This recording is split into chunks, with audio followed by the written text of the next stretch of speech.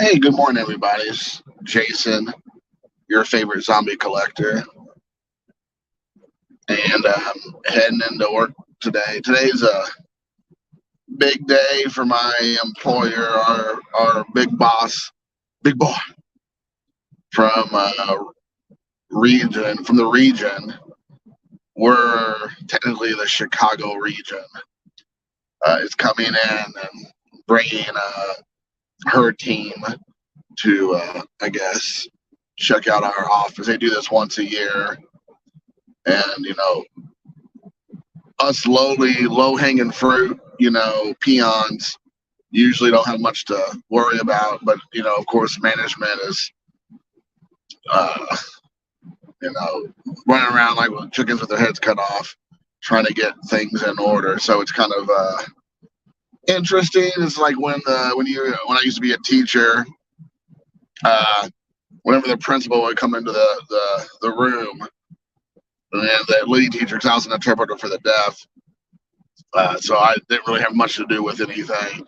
But the teachers would be freaking out that day because they knew the principal was coming in, or the superintendent was coming to the school that day, and so everybody was like, "Here we go, we gotta put on our best foot forward," and everybody has to look the best, and no incidents. And they would tell the students, "Now, kids, we're gonna have Mr. Johnson come in today, and Mrs. Simpson, and they're gonna be here. They're gonna observe the class. They're not really watching you; they're watching me. So please be on your best behavior if you can for me today," and all this stuff. And they would prime the kids and try to uh, what's the word I'm looking for? Try to bribe them into compliance during that 45-minute class or whatever. So it's funny. No matter what part of society you live in, no matter what your job is, no matter what you do, you always have somebody over you that you are scared, intimidated by, nervous to be around.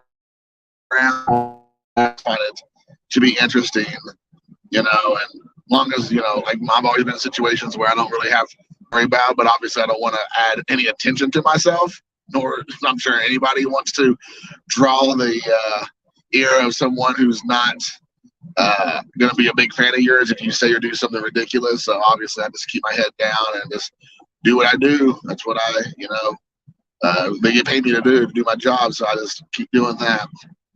But anyways, thought that's funny. I'm trying to get in maybe a smidge early to make sure there's anything they need me to do, I can be ready to go. But so I was thinking about this topic, and this has nothing to do with sports cards or baseball cards or baseball in general, but I'm hoping to get a lot of communication with this because I really am interested to think of or hear what you all think about this.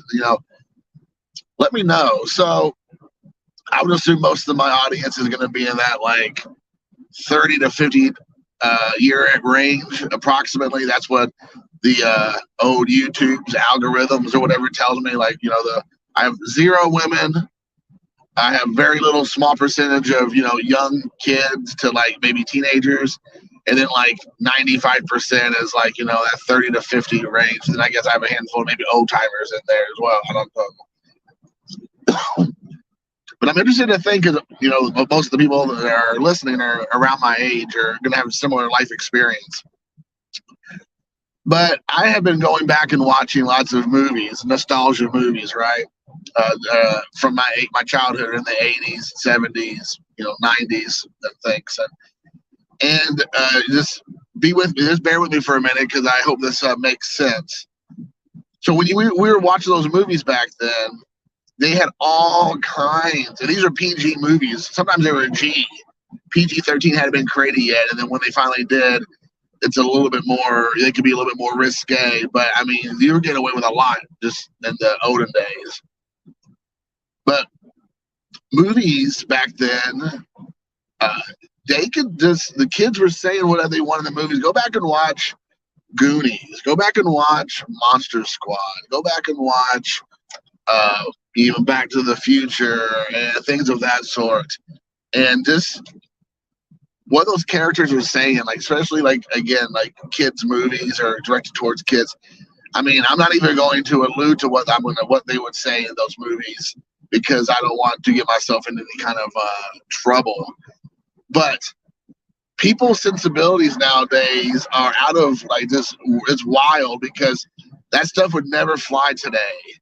The stuff that kids would say to each other, the stuff that the subject matter in the movies, the stuff they would show on screen for a kids movie, so to speak. It's wild, and like, and the thing is that's the way really kids talk, regardless of what they want, the culture wants you to believe nowadays. The way boys talk, because I'm going to speak to that, is mostly because I grew up that way, is very much still, and now they try to take that and make that like not a thing. And it's this so generic form of entertainment that is not real. I mean, I hear my son and his friends talk. They're all teenagers, right? They're all high school age. And they still talk the way they did in those movies back in the 80s and the 90s. But if you go back and watch those movies and everybody's, everybody brings up each other's what they look like, their race, they're fat, they're skinny, they're wearing glasses, they're stupid, they're this, that, the other, they're something to do with their religion. Like, it was just such a thing. It was just like commonplace, right? That would never happen in today's world, in TV or movies or whatnot, unless they're trying to shame someone into submission. But it's just wild to go back and watch movies, and I challenge you all to do so. Like, maybe this weekend we're upon the weekend. The weekend's upon us here the next day or so. to watch a movie from your childhood and to use it with the 2023 goggles. I was talking with my boss, one of my bosses, yesterday, and she's 50 years old. I'm 45 this year, so we have very similar backgrounds and life experience.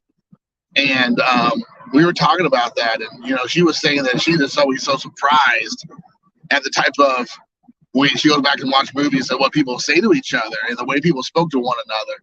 And the narrative nowadays are, we have evolved as a society. We don't talk and treat one another that way. And I'm like, no, people want to do that. They just can't because they're scared to death that they're going to get in some sort of trouble, either publicly or privately, amongst, like somebody like would out them in some way, that even with amongst friends or whatnot. So people choose to be very mindful of their words. Like I even said just now, I was like, I'm not even going to attempt to say some of the words that kids were saying to one another back when you'd watch Stand By Me, or like I said, The Goonies or Monster Squad. I mean, I could just, The Breakfast Club, War Games. I mean, whatever, Project X. I mean, there's tons of these movies I can just go on and on and on and on and on. You get the idea.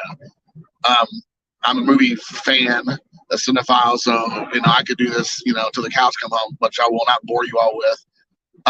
But the fact of the matter is, that regardless of what the culture tells you through media now, you cannot take away the fact that how people think and how men think, how boys think, that is built into you. It is in your DNA. It is in your makeup. And they're trying to take that away. And I find it interesting because if you go back and look at these movies, that's just the way it was. And that's the way it always will be, regardless of what they do, what they try to tell you. It is just not the facts. It's not reality. It's a perceived reality because the people have been pushing submission. But I challenge you to go back and watch a movie that you grew up with from the 70s to, I would say, probably at least the mid to late 90s. I mean, there's pretty wild stuff even through the 90s and even the early 2000s. I mean, does anybody remember Howard Stern? Anybody remember, that guy? I mean, now it seems like, he's like a figment of our imagination. He's like an old, washed up, shock jock. But back in the 80s, especially the 90s and in the early 2000s, holy smokes, man, that guy was a heat magnet. He was just doing it all. The things that he was doing and saying on radio and on TV was just, I would never get play nowadays. Never once. They would never do it. They would be, as soon as he would say or do something that he'd even tiptoe around, just barely got into it, back in, 15, 20 years ago, he would be immediately canceled and probably brought up on charges. And you just got to think about that. I mean, I was watching this documentary about that just yesterday, which is kind of hilarious. 'Cause I was talking about movies earlier in the day with some of my coworkers, and then I see this special about the rise and fall of the shock jocks from essentially the '90s, and I just completely forgot some of the stuff that went on in those shows, like the radio shows, and then he did that E Entertainment nightly show because they would do like the behind the scenes stuff and they would film it or whatnot. That didn't obviously ever make it to radio, or you couldn't see it because it's the radio, of course. And I just was like in shock of the stuff that was that. And I mean, it's funny because like that was just like normal. That was just like every day that ended in a Y. And now it seems like such a foreign concept, like from another planet, because we have become so like sensitive and so like just narrow in our approach to these things because either again you're beat into submission, you're scared into submission, whatever it is. You just don't do it anymore because you're scared of the fallout. It's not worth it because you're going to lose your job, you're going to lose your support, you're going to lose your ratings, you're going to get brought up on charges. Like I mean, you get fined into oblivion. They would fine you to death. I mean, whatever it is, and people are scared to admit that they like that stuff because they don't want to be associated with things that are in the quote unquote culture that are perceived to be, scuzzy or terrible or bad. And it's just crazy if you think about it, how much has changed in just a 10 or 15 year period. I mean, it is wild to believe how fast it has been turned around to turn to like anything that you would think before would be funny or hilarious or amusing has become evil and demonized and inappropriate, and you should be ashamed of yourself. It is wild to think. I mean, really wild. I think people self-regulate, themselves. And as you get older, you don't find the same things when you're in your teens and your 20s as maybe hilarious or amusing as you did. I mean, that's just maturity, that's just reality, that's life experience. And and a new audience would come in and they would find those same things that you thought were hilarious or funny or amusing or shocking, and they'd take your spot because you've moved on because you experienced it, you did that, you got the t-shirt to prove it, right? So you've kind of moved on from that. And some people never do, but most people do. And it is wild now to think that these type of thoughts or ideas or behaviors or, just observations or whatever have turned into you being some sort of, sicko or some kind of, how dare you talk that way? And I mean, it's wild. And I mean, to me, when I go back and watch those movies, I know I'm kind of jumping back and forth a bit, but I think if you're following me, you kind of get the gist, you get the memo. Is that, that is the way me and my friends would talk back then. Frank, that's how me and my friends would still talk today, but we would never be as bold as we were back then because we don't deal with the lie. Like, you just don't want to. I don't want to deal with trying to explain myself because people can't leave you alone. People got to like try to get involved, even if they're not involved in the situation, the conversation, the whatever they want, inject themselves into it. And it's just, so you just don't want to deal with it because you just know it's never going to turn out well because at the end of the day, somehow you'll turn into be the bad guy. It's just not, like Razor Ramon, everyone has to, always someone has to be the bad guy, right? You always got to have a bad guy. And so that's the way. There's always have to be a villain in every story. But it's kind of just wild to think along those lines about how just a handful of years ago, how things were completely different. And I don't like the way the world is anymore, honestly. I think, obviously, if things are done out of maliciousness and mean-spiritedness and hatefulness, that's totally, totally different. That's not what anything was talking about. But when you're with your friends, your observation, you're making a joke, blah blah blah blah. I mean, it needs to be looked in that light. That's the reason why you have a handful of quote unquote nowadays brave comedians like the Bill Burrs and the Dave Chappelles and whatnot that are still out there trying to be observationalist, humor, observing their culture that they find themselves in today and commenting on that. And then that's dicey waters. That's very choppy for them. And you hear on a regular basis how their people try to, cancel them and ruin their lives. No one's forcing you to listen to their stuff. That's the thing. At the end of the day, movies and TV shows or music or comedians or radio or whatever, no one's forcing any of these people to listen to it, to watch it, to take it in. You are choosing to listen. I mean, if I hear a comedian, if I watch a TV show, a movie, I don't like the message, I just turn it off. Whatever happened to that? Whatever happened to just, I don't find this person funny. I don't find this subject matter amusing, or I don't find this person funny, whatever the case is, or the topic I don't like, or whatever, and just turn the channel, turn it off. Whatever happened to that? Like, people now are demanding that you to bend down to their sensibilities. And no matter how much you bend, no matter how much you flex, no matter how much you twist yourself up in a pretzel, there's always going to be somebody else who goes, that's just not enough. And I think that's where we find ourselves in now, that no matter how much you try to, meet people halfway and willing to make all these accommodations, it's always somebody else that's going to come by and go, well, you did that for them, but you didn't do that for me. Like, I need you to do this before I can just say, okay. And it's just, it's never enough. It's like the whole idea of as soon as you apologize, then they know they got you right where they want you, because they know that you're willing to submit to their request, whatever that request is, and then they have you right where they want you. If you don't give up and you just say, I'm not apologizing, then they're going to go on to the next target, because they know they can't break you down and take that away from you. But too many people are willing to do whatever it takes to not get their taken out from the knees, and so they will submit to whatever pressure they're given to continue down their path. And like I said, at the end of the day, we have just forgotten that no one's being forced to do any of this stuff. No one's being forced into listening or watching something that they don't like.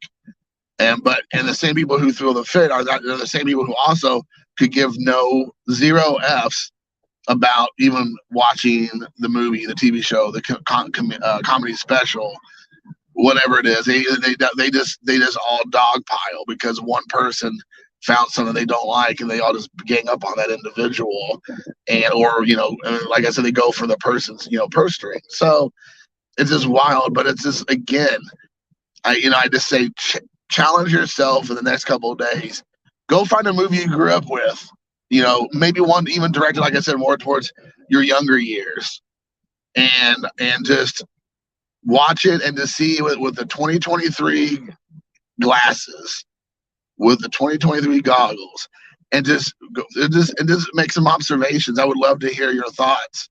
What do you think? Do you think we're in a better place today than we were in, let's say, 1985 or 1996 or even 2001?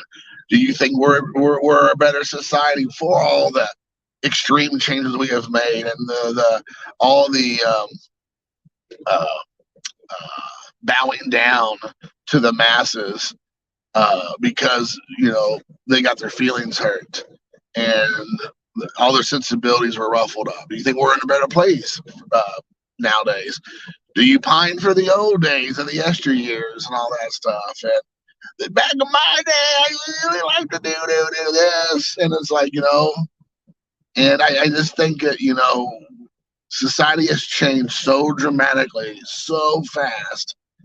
It's just really hard to believe that I think this past summer, I would have celebrated my 25th year high school reunion, if I'm not mistaken. If I'm not mistaken, I could be mistaken, but I think that's right, because I don't care about that stuff. But I think that's right. I heard somebody say it not too long ago. Maybe my brother mentioned it. In 25 years since the late 90s, how things have dramatically changed. Well, like I said, even in the early 2000s, things were relatively still not completely bonkers the way they are now. And so let's just say in the last 20 years, how things have dramatically, completely changed. And I mean, and again, maybe maybe you hear what I'm saying, and you're like, no, I think things are better now. I like the fact that people are intimidated and pressured into not saying certain things and doing certain things and even thinking these things out loud. I mean, you're never going to stop somebody for thinking something, obviously, but you can definitely stop people from saying things because they're scared. That's an obvious situation because it used to never be that way. I mean, now of course people are, which is, I mean, we're in America. It's a, freedom of speech and freedom of thought, and it's like now it's literally. I think the culture we find ourselves in have been able to successfully intimidate people into submission. I mean, yesterday, I don't know if anybody watches this stuff, and I'll not going to spend too much on this, but yesterday in Canada, they have effectively said to Jordan Peterson that he is not able to. He is responsible and liable for his speech, and that he must subject himself to like re-education for the things he says as a psychologist, for being a psychologist, and or a psychiatrist. I'm not for sure. I think it's a psychiatrist. And if he chooses not to do it, he has to pay a fine. And if he chooses not to do it, they're going to take his license away because of his public statements he said publicly, because of his viewpoints. And I'm not going to get into that because that's just not. I mean, it's not my fight, so to speak. But it just tells you. I mean, that's right. That's Canada. Now, I'm not saying Canada is the same as America with freedom of speech or whatever, but you would be hard pressed to believe in current societies in the Western world, in Canada, that's our neighbor and we have very much similarities with them, have been able to successfully through the court system to say to their people, you're not allowed to say what you want to say. If you don't, mark my words, that same type of approach will be coming to America in the not too distant future.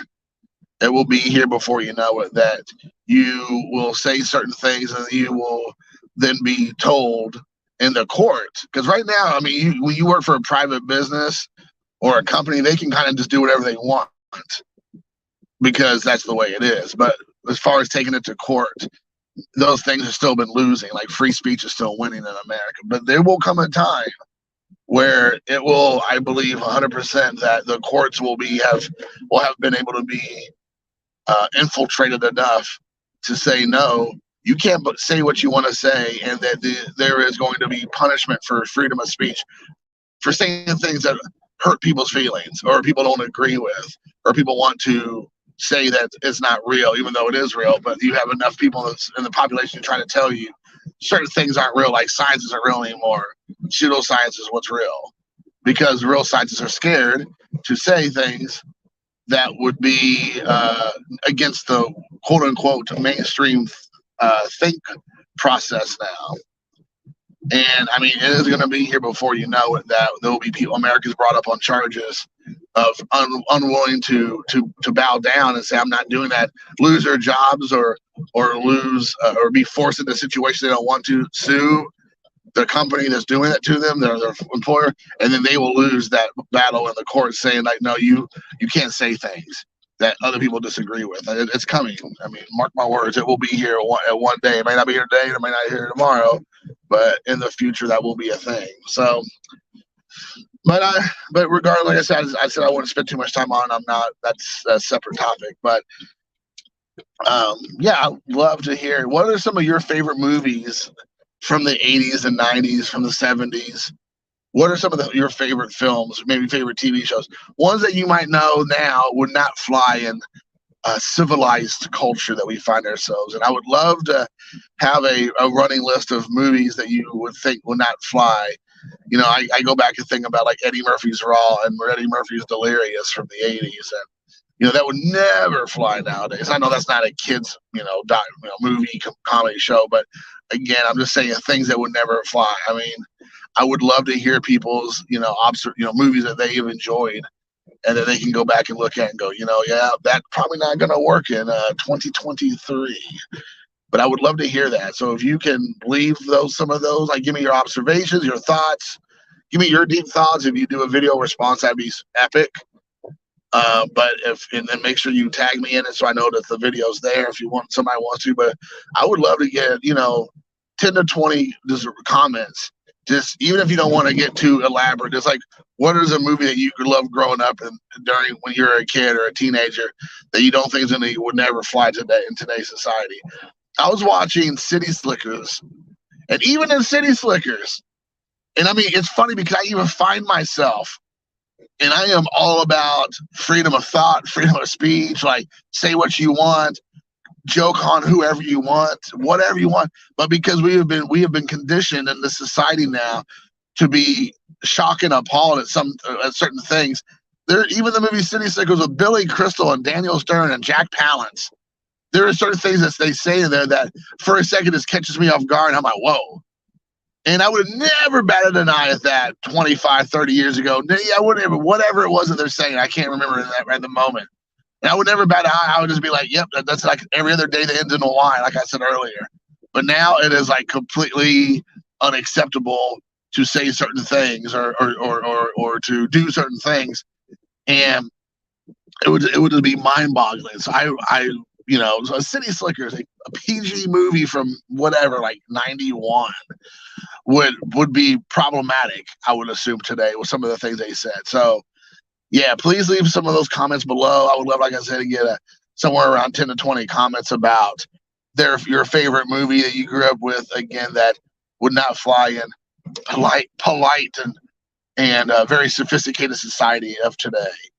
So with that being said, guys, thanks for listening. I know it was a mini rant, I'm sure it feels like, a mini observation, some deep thoughts, but hopefully people were with me and stuck with me through it and got what I was getting at. And then I'm looking forward to the comments below.